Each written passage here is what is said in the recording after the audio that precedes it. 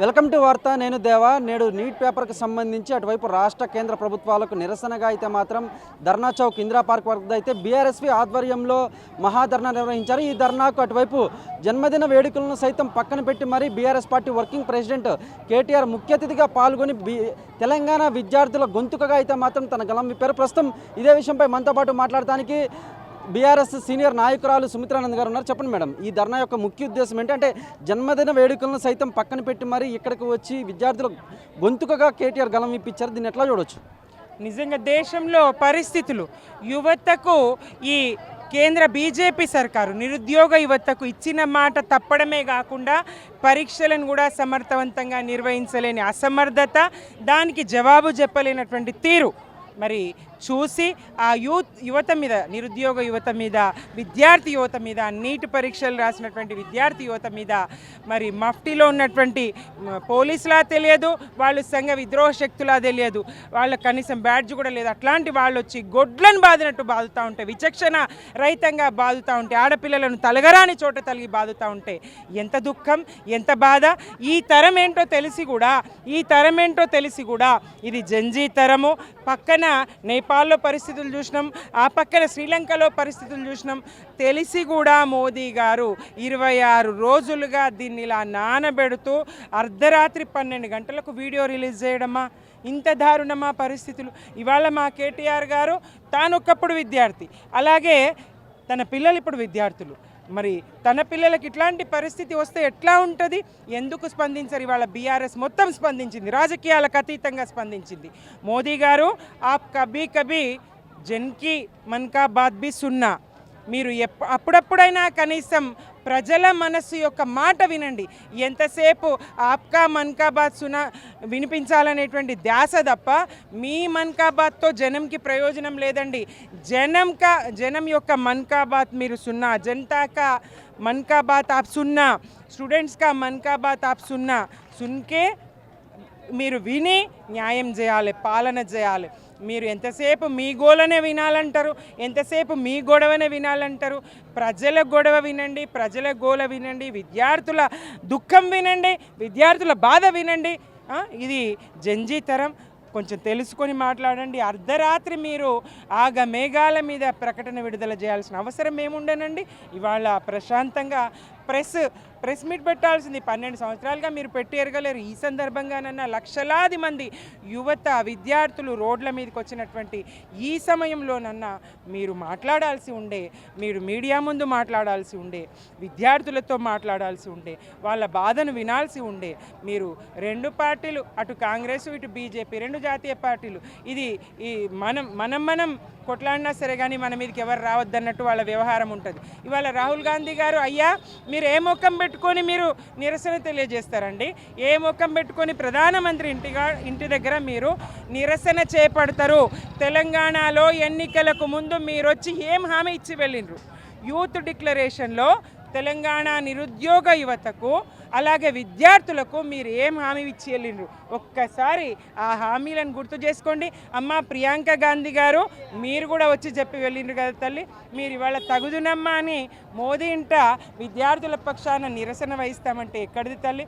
మీ కాంగ్రెస్ పాలిత రాష్ట్రం తెలంగాణ, ఇక్కడ మీరిచ్చిపోయినటువంటి వాగ్దానాలు, తెలంగాణ విద్యార్థులకు స్కూటర్లు అన్నారు, విద్యా భరోసా కార్డులు అన్నారు. ఏమైంది తల్లి?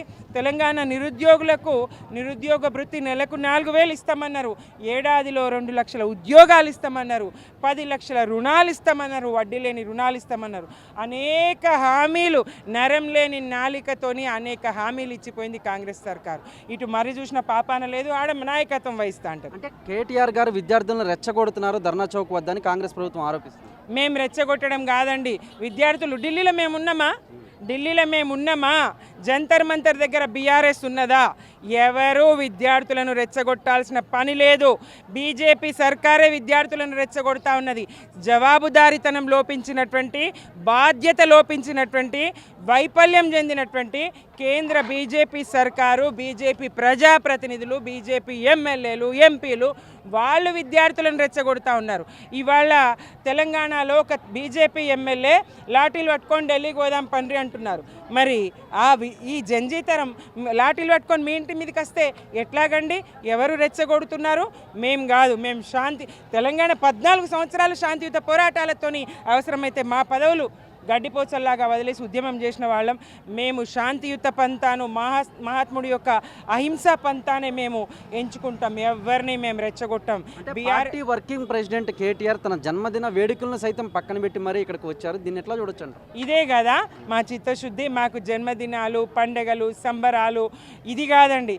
తెలంగాణ ప్రజల ప్రయోజనాలు, తెలంగాణ యువత ప్రయోజనాలు, విద్యార్థి ప్రయోజనాలు. ఇప్పుడు తెలంగాణ దేశంలో భాగంగా దేశ యువత పోతుంది, అల్లాడిపోతుంది. దేశంలో యువత పరిస్థితి బాగాలేదు. మోదీ సర్కారు మరి అంధభక్తులని మరి వాళ్ళని అన్నట్టు ఇవాళ కళ్ళు చెవులు లేనటువంటి ధృతరాష్ట్రుడి పాలనలు, ధృతరాష్ట్రుడికి కళ్ళు మాత్రమే లేవు కానీ ఇక్కడ కళ్ళు చెవులు లేనటువంటి పాలన, మోదీ పాలన నడుస్తూ ఉంది. కాబట్టి మేం గొంతెత్తాల్సి వచ్చింది. బీజేపీ సకాలంలో స్పందించి ఉంటే, కేంద్రంలో ఉన్నటువంటి మోదీ సర్కారే సకాలంలో స్పందించి ఉంటే మాకు అవసరం రాదు కదా. ఇవాళ తన జన్మదినాన్ని లక్షలాది మందిగా మేము ఎదురు చూస్తున్నాం. ఆయన జన్మదిన వేడుకలు నిర్వహించాలని ఆయన కుటుంబం ఎదురు చూస్తూ ఉంది. 60 లక్షల బీఆర్ఎస్ కుటుంబం ఎదురు చూస్తూ ఉంది.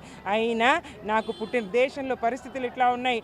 విద్యార్థులకు గాయాలైనాయి, దెబ్బలు తాకినాయి, రక్తాలు వారినాయి, పిల్లలు బాధపడుతూ ఉన్నారు. ఈ సందర్భంలో జన్మదినం కాదని నల్ల చొక్కా వేసుకొని నిరసన తెలియజేస్తూ ఈ వేదిక మీద వచ్చి బీఆర్ఎస్ మీకు అండగా ఉంటుందని భరోసా ఇచ్చి వెళ్ళడం, ఇది ప్రజాస్వామ్య స్ఫూర్తి. ఇది కేసీఆర్ గారు చూపినటువంటి దారి, కేసీఆర్ గారు చేసినటువంటి మార్గనిర్దేశం. అంటే ఫైనల్గా ఈ ధర్నా చౌక్ వేదికగా మీరేం డిమాండ్ చేస్తున్నారు కేంద్ర రాష్ట్ర ప్రభుత్వం? రెండు కూడా. ఇక్కడ రాష్ట్ర ప్రభుత్వం రేవంత్ రెడ్డికి ఎట్లాగో మోదీ పల్లెత్తు మాట అనే ధైర్యం లేదు. ఇవాళ పోయి రాహుల్ గాంధీకి రక్తం గారిందంట, ఈయన ధర్నా చేస్తాడట. ఇది ఎక్కడ విడ్డూరం? అక్కడ వందలాది మంది, వేలాది మంది విద్యార్థులను నెత్తురు కళ్ళ చూసిండ్రు కదా, లాఠీలు విరిగినాయి కదా. మరి దాని మీద మీకు చిత్తశుద్ధి ఉండదా? ఆ విషయమై మాట్లాడడానికి ఉండదా?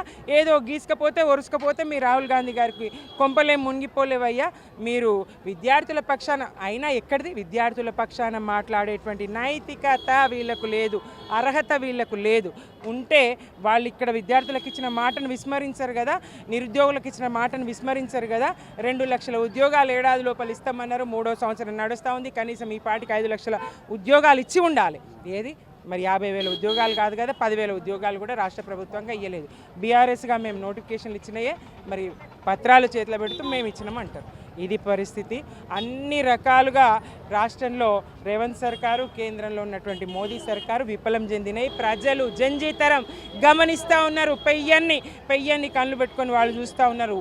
జాగ్రత్తగా భయంతో పాలించాల్సినటువంటి పరిస్థితులు ప్రభుత్వాలకు వచ్చినాయి. రైట్, చూసారు కదా. మొత్తం మీద కనుక మనం చూసుకున్నట్లయితే అటువైపు కేంద్ర రాష్ట్ర ప్రభుత్వాలు అన్ని వర్గాలకు కూడా అన్యాయం జరిగాయని, దీంతోనే కేటీఆర్ తన బర్త్డే వేడుకలను సైతం దూరం పెట్టి మరీ విద్యార్థుల గొంతుకుగా ఈ ధర్నా చౌక్ వేదికగా అయితే కనుక కేంద్ర రాష్ట్ర ప్రభుత్వాలకు ప్రశ్నించారని అయితే మాత్రం బీఆర్ఎస్ సీనియర్ నాయకురాలు సుమిత్రానంద్ చెప్పుకొచ్చారు. కానీ కార్తీక్తో దేవా వార్త, హైదరాబాద్.